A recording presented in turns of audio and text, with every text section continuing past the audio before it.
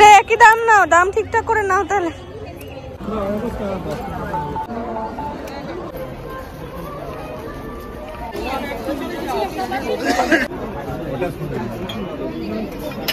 এই দুটো দেবো তো স্যার।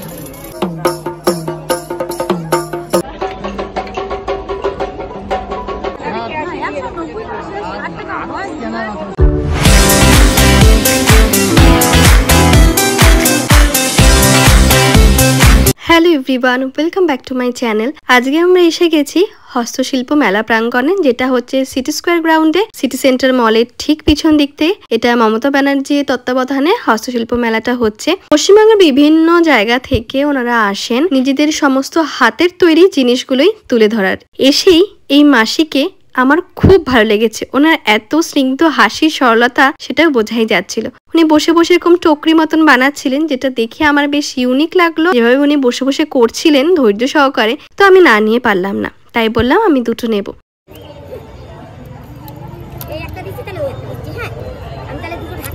তারপর এগিয়ে গেলাম। এখন তো ক্রুশের কাটা, যেটা আমরা ছোটবেলায় বলতাম, আর এখন সেটা ক্রশে হয়ে গেছে। তো এই জিনিসগুলো এখন খুবই ভাইরাল বলা যেতে পারে। তো এখানে এত সুন্দর সুন্দর দাদাটা বানাচ্ছিল নিজে হাতে, প্লাস সেল করছিল। এটা খুবই ভালো। টিউলিপ ছিল, সানফ্লাওয়ার, বিভিন্ন ধরনের ফুল। সব থেকে যেটা নজর কাটছে সেটা হচ্ছে উলের ক্রুশ দিয়ে, মানে ক্রুশ কাটা দিয়ে এই মা দুর্গা, যেটা কিন্তু আমার দেখা প্রথম। এটা বেশ অভিনব আর বেশ নতুনত্ব। তারপর গেলাম এই দোকানে। এখানেও কাঠের হ্যান্ডক্রাফটের সব জিনিস রয়েছে। আর এই দোকানটা তো মাস্ট ভিজিট, কারণ এই দোকানে সব ওয়েস্টেজ প্রোডাক্ট গুলোকে আবার রিইউজ কিভাবে আমরা করতে পারবো তার সবকিছুই রয়েছে এই দোকানে। এই প্রত্যেকটা জিনিসই আমাদের ফেলে দেওয়া নিত্যদিনের জিনিস, তারা সেইগুলোকে কালেক্ট করে নিজেদের অভিনবত্ব, নিজেদের নতুনত্ব, নিজেদের চিন্তা ভাবনা তার উপর ফুটিয়ে তুলে। তার পাশেই ঠিক ছিল এই ফুলের দোকান। ফুলের স্টিক গুলো এক একটা 5 টাকা 10 টাকা। তার কারণ এইগুলো প্রত্যেকটাই শোলা দিয়ে বা ব্যাগ দিয়ে এইভাবে করা। আমার প্রত্যেকটা স্টলে সম্ভবত ঘোরা হয়নি, তবে বিশেষ বিশেষ যেগুলো সেগুলো আমিও ঘুরেছি, তোমাদেরকে অবশ্যই দেখাবো। এই কাকুটার রিক্সা নিয়ে কিন্তু ভীষণ ভাইরাল। কি সুন্দর দেখো হাতের কাজ, যে রিক্সাটা একা একা কিভাবে যাচ্ছে। তারপরে স্টলটাতে ঢুকলাম, রয়েছে এত সুন্দর সুন্দর টেডি বিয়ার, এরকম সুন্দর কিউট স্যান্টা দেখেছো। আর এখন তো ক্রিসমাস আসছে, তো কিউট স্যান্টা, স্নোম্যান কেনার জন্য কিন্তু হস্তশিল্প মেলাতে আসতেই হবে। আর দুটো দোকান পর গিয়ে দেখছি 3 নম্বর দোকানতে এরকম ফুলের, কারণ এইগুলো যেন ভুট্টার খোসা দিয়ে করা। মানে মানুষের চিন্তা ভাবনা কোথায়, আর আমরা বাংলা শিল্পকে ছোট করি। বাংলাতেই রয়েছে আসল শিল্পকলা। আমি জানি না কেন আমি এতদিন আসিনি, এইবার এসে বুঝতে পারছি যে প্রত্যেক বছর এখানে আসতেই হবে। তারপর রয়েছে বিভিন্ন মূর্তি ভগবানের, জগন্নাথ, বলরাম, সুভদ্রা তো অমায়িক, এত সুন্দর। প্লাস ছিল এরকম ঝর্ণার মতন, যেগুলো বাড়ির ব্যালকনিতে রাখলে তো দুর্দান্ত লাগে।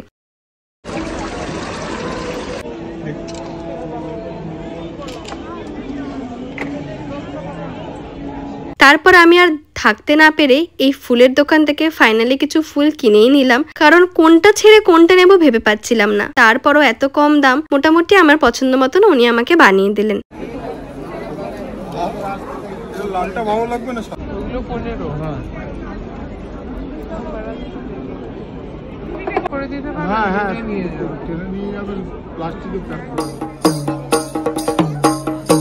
তারপর দেখলাম এখানে ওনারা বাদ্যযন্ত্রকেও নিজেরা হাতে বানিয়ে সেটা বাজাচ্ছে। একটা সঙ্গীতের ছোট্টখাট্ট একটা ওনারা আয়োজন ওখানে করছিলেন। এটা সত্যিই মেলাটাকে আরো বেশি চান লাগিয়ে দিচ্ছিল। তারপর এলাম এই কাপের দোকানে। একটা নর্মাল কাচের কাপকেও কত সুন্দর আর্টিস্টিক চিন্তা ভাবনায় ওটাকে ফুটিয়ে তুলেছে যে তুমি নিতে বাধ্য।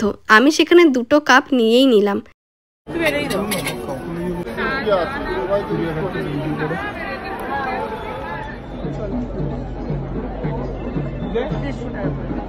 তারপর দেখলাম এই নেম প্লেট, যেখানে উনি নিজে হাতে ওখানে বসে বানিয়ে দিচ্ছিলেন। ওনাকে বললে উনি তোমাদের নেম কাস্টমাইজ করে বানিয়ে দেবে। মেলাটা বিশাল বড়, তাই ঘুরতে ঘুরতে যখন মনে হবে একটু কিছু খাওয়ার দরকার, তখন চলে আসতে হবে তোমাদের ফুড কোর্টে। শীতকাল মানেই সবার কাছে পিঠা, পিঠা পুলি ছাড়া শীত হয় না বাঙালির। এই মেলাটা চলবে 14ই ডিসেম্বর অবধি। তাহলে তার আগে অবশ্যই নিউ টাউনের সিটি স্কোয়ার গ্রাউন্ডে ঘুরে এসো হস্তশিল্প মেলা, তোমাদেরও খুব ভালো লাগবে।